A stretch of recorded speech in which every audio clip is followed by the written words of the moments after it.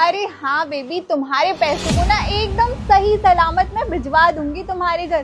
तुम ना पैसों को लेके बिल्कुल भी परेशान मत हो। हाँ हाँ बेबी, मैं क्यों परेशान हूँगा? मेरे को तो विश्वास है ना अपनी बेबी को कि मैंने जितने पैसे दिए हैं उतने पैसे वो हिफाजत से मेरे घर पे पहुंचा देगी। तुम मेरी बहन की शादी के लिए गांव में पैसे ध्यान से पहुंचा देना, ठीक है? हाँ हाँ ठीक है ठीक है। तुम क्या मुझ पे शक कर रहे हो? तुम्हें पता नहीं है कि मैं तुमसे कितना प्यार करती हूँ। हाँ हाँ हाँ हाँ बेबी, मेरे को पता है, बिल्कुल पता है।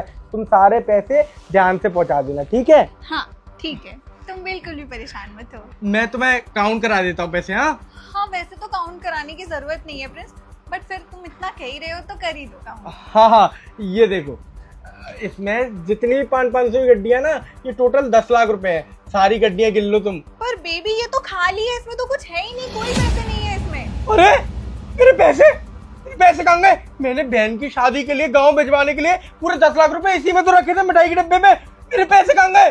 पर इसमें तो कुछ है ही नहीं, तुम किस पैसे की बात कर रहे हो? ये तो पूरा खाली है। अरे बेबी, मैंने इसी में सारे पैसे रखे थे, पैसे कहाँ गए इसमें से? कहाँ गए?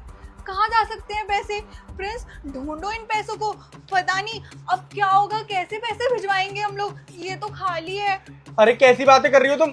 मैंने पूरे 10 लाख रुपए इस मिठाई के डिब्बे में रखे थे बहन की शादी में भिजवाने के लिए, पैसे गायब हो गए। इस घर में मेरे और तुम्हारे अलावा तो कोई था भी नहीं, फिर पैसे कहाँ गए?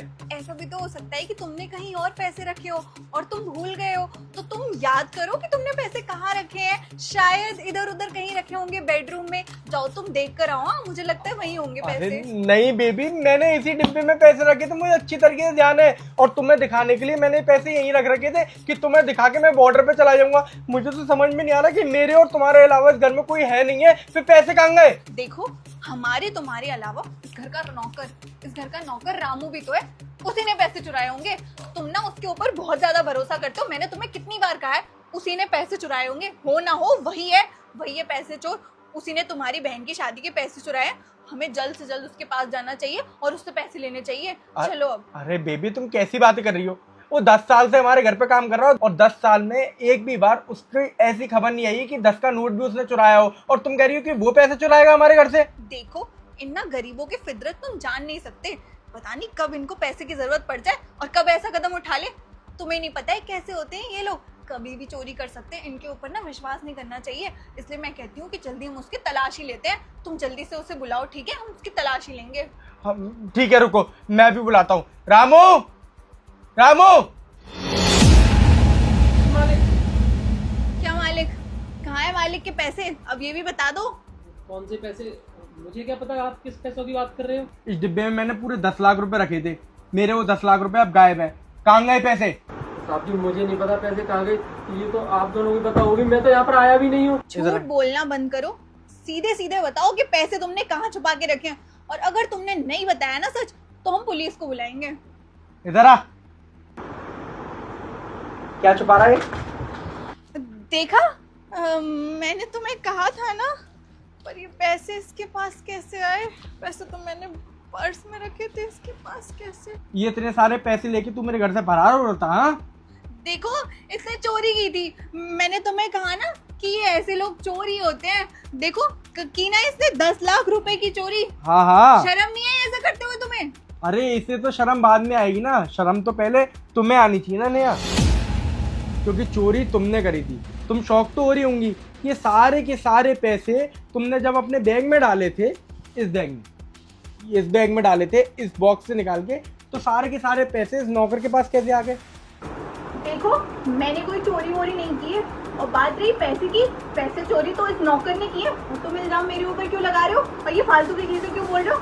हक करते करते किस तरीके से इस बॉक्स में हाथ डाल के जो पैसे तुम इधर की उधर कर रही थी ना, सब कुछ मुझे रामू ने पहले ही दिखा दिया था, और उसने पैसे निकाल के अपनी शर्ट के अंदर मेरे सामने ही रखे थे। तो झूठ बोलने की ना कोई ज़रूरत नहीं है।